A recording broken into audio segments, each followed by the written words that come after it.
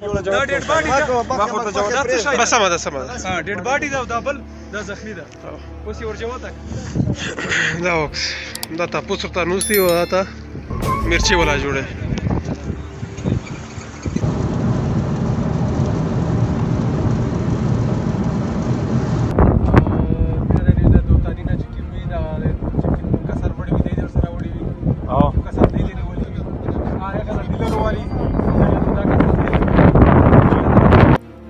د میش د دمتونی چې معامله روغله په دا معامله کې د میش د دمتونی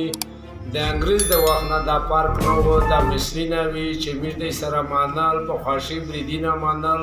په دا کې پارک نه و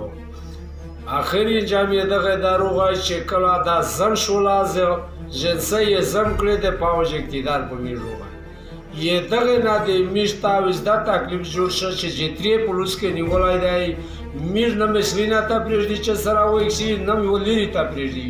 او میش ته ډېر تکلیفونه رسوي عمران خان ورته ته روغی چې روغه اعلان یې وکړ چې زه چې راتلو د نه چې هغه مو د پوځونو نه راوخسته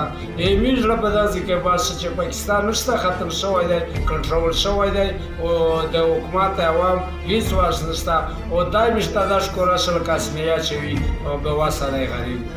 او میش دا پاکستان ته دا اپیل دی چې د زمینه دا ودرې دا قومینه دا نه پلاولي دا قومینه ته غټ تکلیف دی او میشو دمتوني ته څوره تکلیف وکړو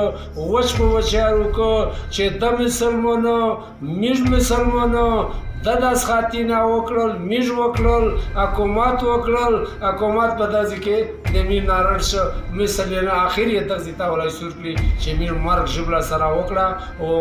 دا آبادیو د کیم وخت پر وچالیږي اوس ورته کوم چې د میش مثل درته وکسي دا مثل چې د میش وکشي دای روزي دای میش روزي چې سره خلو شي اوس نو راغله دا خبره که چیرې موجوده حکومت صدا موږ حکومت سره اچولي په جنګ پوره یې سره اچولي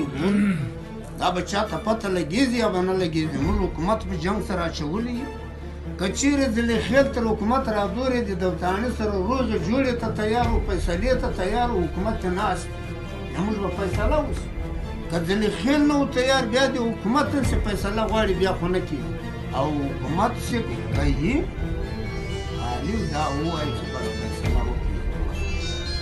که ځلې خیل در سره ومنله نو بیا به ته حکومت ته مخ وړلی چې حکومته زما خو قوم د خوا نه پرې بدېږي تا که خوا نه پرې بدېږي د دې ځواب راکړئ قوم د تا ده که د بل چا قوم ده ته د پاکستان پوځ یې که د بل چا پوځ یې ته د دغو زوی ورور د تا سره ولاړ یې که ته د امریکې راغلی یې ولې دا خلک سره وزنې شه حکومت چې کله به دې پوه شي دا دایم پوهېږي ما ګورئ پرون نه بله ورځ دغه کرنیل ته وویل